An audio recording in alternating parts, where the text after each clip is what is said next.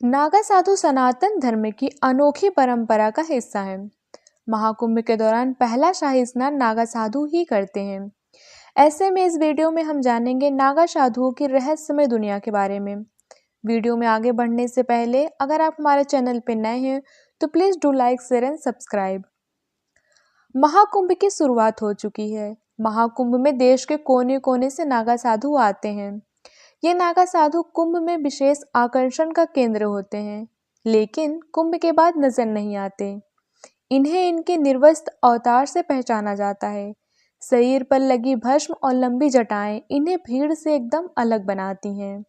हालांकि कुंभ की समाप्ति के बाद लाखों की संख्या में यहाँ आने वाले नागा साधु कहीं गायब हो जाते हैं और दिखाई नहीं देते। ऐसे में इस वीडियो में हम जानेंगे नागा साधुओं की रहस्यमय दुनिया के बारे में और यह भी कि कुंभ खत्म होने के बाद किस तरह का जीवन जीते हैं ये नागा साधु। कुंभ में ज्यादातर नागा साधु दो विशेष अखाड़ों से आते हैं।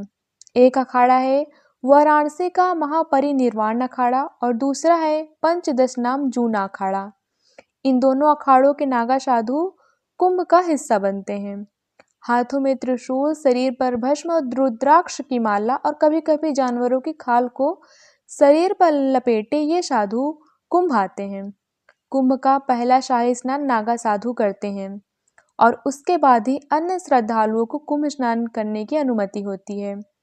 नागा साधु अन्य दिनों में दिगंबर स्वरूप यानी निर्वस्त्र नहीं रहते। समाज में दिगंबर स्वरूप स्वीकार नहीं है, इसलिए यह साधु कुंभ के बाद गमछा पहनकर आश्रमों में निवास करते हैं। दिगंबर का अर्थ है धरती और अंबर। नागा साधुओं का मानना है कि धरती उनका बिछौना है और अंबर उनका ओढ़ना है, इसलिए वे कुंभ की अमृत वर्षा के लिए नागा स्वरूप में आते हैं। आइए जानते हैं ये कैसे करते हैं तपस्या।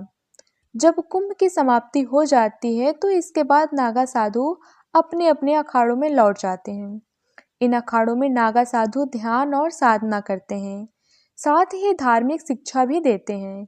इनकी तपस्वी जीवन शैली होती है। बहुत से नागा साधु हिमालय जंगलों और अन्य एकांत स्थानों में तपस्या करने चले जाते हैं। वहीं बहुत से नागा साधु शरीर पर भभूत लपेटे हिमालय तपस्या करने जाते हैं। यहाँ वे कठोर तप करते हैं, फल व फूल खाकर जीवन निर्वाह करते हैं। नागा साधु कुंभ के बाद तीर्थ स्थलों पर भी रहते हैं। प्रयागराज, नासिक, हरिद्वार और उज्जैन में इनका बसेरा होता है। ये दीक्षा मांगकर अपना जीवन जीते हैं। इसके अलावा नागा साधु धार्मिक यात्राएं भी करते हैं।